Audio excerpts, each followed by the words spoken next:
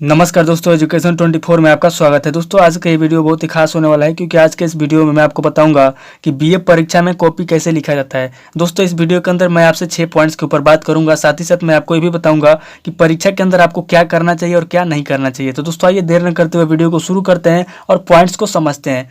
पहला पॉइंट है दोस्तों, स्वच्छता से लिखें। दोस्तों स्वच्छता से लिखने का मेरा मतलब ये है कि आपको अपनी कॉपी के अंदर दोस्तों ज़्यादा काटपीट नहीं करना है। दोस्तों परीक्षा के अंदर आपको 3 घंटे का समय मिलता है और उस 3 घंटे के अंदर आपको 25 से 30 पेज की कॉपी लिखनी होती है। बहुत सारे प्रश्नों के उत्तर लिखने होते हैं। तो दोस्तों इस सिचुएशन में क्या होता है कि हम जल्दीबाजी में कॉपी लिखते हैं और जो है हमसे कोई ना कोई पैराग्राफ गलती हो जाता है, कोई ना कोई शब्द गलत हो जाता है। तो दोस्तों इस सिचुएशन में आपको क्या करना है कि आपको जो भी शब्द आपसे गलत हुआ है उसको काटपीट नहीं करना है, ज़्यादा हाईलाइट नहीं करना है। आपको सिंपली बीच से मार्क कर देना है ताकि एग्जामिनर की नज़र में ना आए। जैसे मैं अभी आपको दिखा दे रहा हूँ, ध्यान से देखिएगा।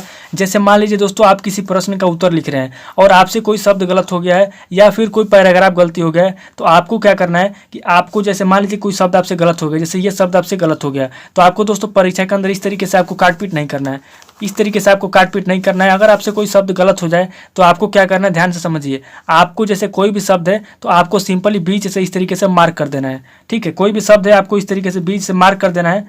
अगर इस तरीके से आप कर देंगे तो एग्जामिनर समझ जाएगा कि आपसे यह शब्द गलत हुआ है और दोस्तों आपका नंबर नहीं कटेगा। क्योंकि अगर आप बीच से मार्क करेंगे तो दोस्तों ये ज़्यादा हाईलाइट नहीं होगा और आपकी पूरी राइटिंग को खराब नहीं करेगा। लेकिन अगर इसी जगह पे अगर आप इस तरीके से काटपीट करेंगे, इस तरीके से करेंगे या फिर इस तरीके से आप काटपीट करेंगे, तो दोस्तों इस तरीके से अगर आप करेंगे तो ये दोस्तों आपके पूरे कॉपी के अंदर हाईलाइट हो जाएगा और जो कॉपी चेक करने वाले एग्जामिनर होते हैं उनको साफ साफ दिख जाएगा। तो इससे आपका नंबर भी कटने के चांसेस हो जाएगा। तो इसलिए दोस्तों आपको क्या करना है, पहले पॉइंट को ध्यान रखिएगा, आपको अपनी कॉपी के अंदर स्वच्छता से लिखना है। दूसरा पॉइंट दोस्तों है आपका परिचय या इंट्रो जरूर लिखें। दोस्तों देखिए बीए के एग्जाम में आपको हर प्रश्न का परिचय या इंट्रो जरूर लिखना चाहिए, क्योंकि अगर आप परिचय या इंट्रो नहीं लिखेंगे तो उस प्रश्न के उत्तर का कोई मायने नहीं होगा। क्योंकि आप 8वीं या 10वीं क्लास का परीक्षा नहीं दे रहे हैं, आप जो है बीए का एग्जाम दे रहे हैं। और बीए के एग्जाम में दोस्तों किसी भी प्रश्न का परिचय या इंट्रो जरूर पूछा जाता है आपसे, क्योंकि हर प्रश्न के अंदर आपसे परिचय या इंट्रो लिखने के लिए कहा जाता है।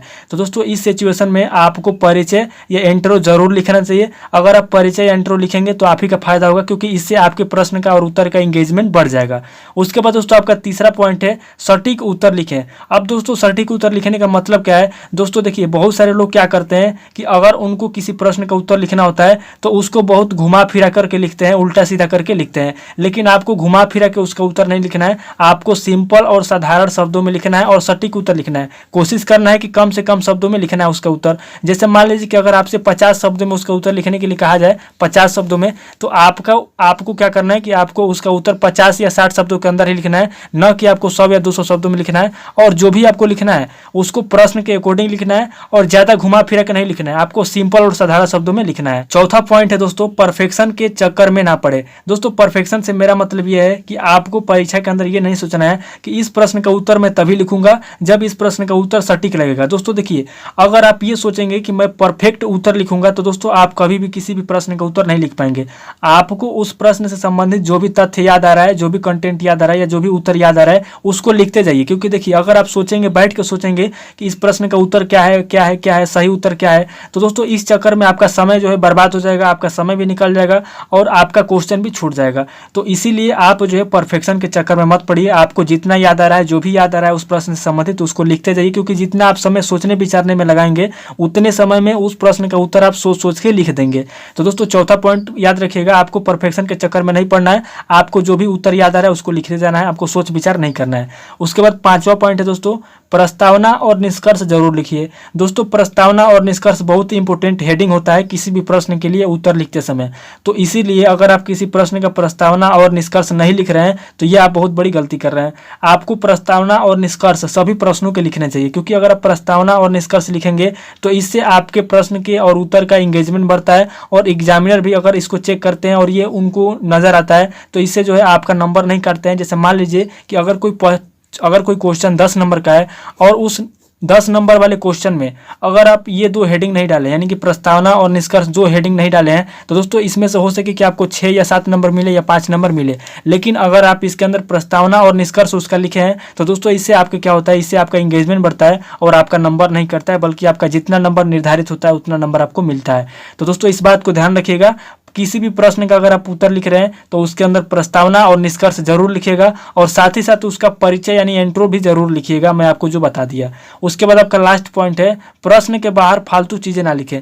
दोस्तों देखिए, परीक्षा के अंदर जब हम जाते हैं तो बहुत सारे प्रश्न ऐसे आते हैं जो हमको समझ में नहीं आते हैं। तो इस स्थिति में ज्यादातर लोग क्या करते हैं कि जो प्रश्न उनको समझ में नहीं आता है उस प्रश्न के बदले में उसका जो उत्तर होता है उसके बदले में दोस्तों क्या करते हैं कि फालतू चीजें लिखते हैं, बाहर की फालतू जितनी भी चीजें होती है उनको लिख डालते हैं। तो दोस्तों ये गलती आपको नहीं करना है। अगर आपको परीक्षा के अंदर प्रश्न से संबंधित उत्तर याद नहीं आ रहा है तो दोस्तों हो सके तो अगर आपको कुछ ना कुछ याद आ रहा है तो लिख दीजिए, और अगर आपको उस प्रश्न से संबंधित कुछ भी नहीं आ रहा है तो हो सके तो उस प्रश्न को छोड़ दीजिए, लेकिन आप उसके अंदर फालतू चीजें मत लिखिए। क्यों?